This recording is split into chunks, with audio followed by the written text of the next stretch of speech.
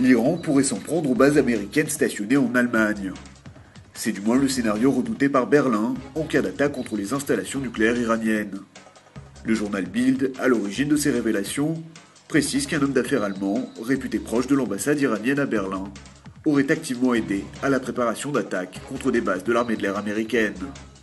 Ces derniers mois, il aurait été suivi de près par les services secrets du BND. Désormais, le suspect est accusé d'espionnage, mais également de tentative de sabotage, par le procureur général allemand. D'après les premiers éléments de l'enquête, l'homme souhaitait affaiblir les capacités de ravitaillement des forces de l'OTAN, en cas de guerre contre l'Iran.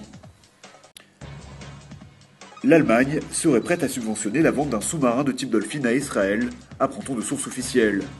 Ce bâtiment de guerre, doté de capacités nucléaires, est le 6e du genre à être livré à la marine israélienne. Du côté de Berlin, on précise que le gouvernement allemand a décidé d'allouer un budget spécial de 135 millions d'euros. Objectif, financer environ un tiers du coût de fabrication du sous-marin Dolphin, un sous-marin qui devrait parvenir à Israël courant 2012.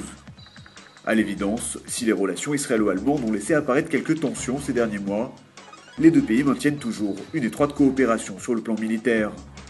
Comme les États-Unis, Berlin semble se soucier de la sécurité d'Israël et du maintien de sa supériorité technologique dans la région.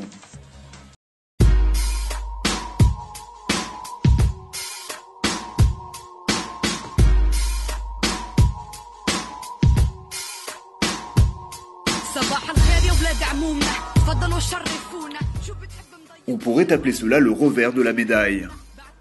Dans le cadre d'une campagne de promotion des prochains Jeux Olympiques de Londres, une célèbre rappeuse anglaise a décidé d'utiliser son talent à des fins de propagande anti-israélienne.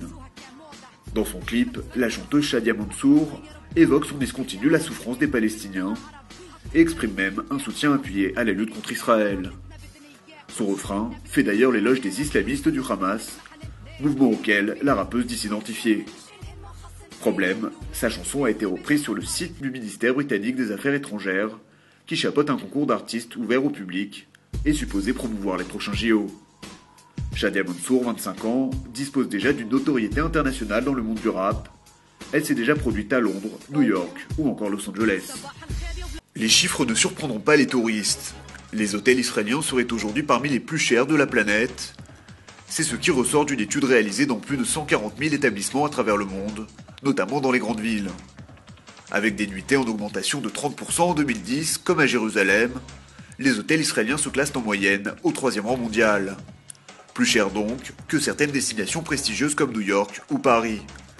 Les autorités israéliennes du tourisme, inquiètes de cette inflation qui menace leur secteur, expliquent toutefois ce phénomène par l'absence de nouveaux projets hôteliers en Israël.